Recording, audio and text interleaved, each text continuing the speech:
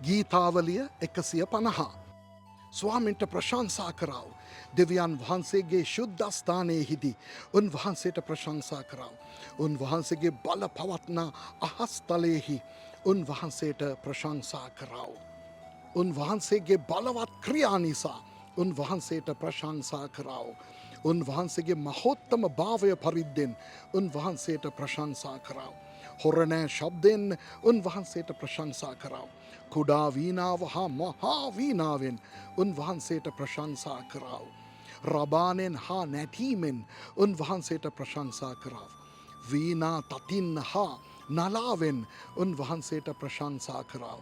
මහත් ශබ්ද දෙන අත්තලින් උන්වහන්සේට ප්‍රශංසා කරාව. උස් රැව් දෙන අත්තලින් උන්වහන්සේට ප්‍රශංසා කරාව.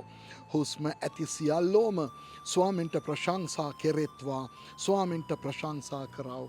ආමෙන්.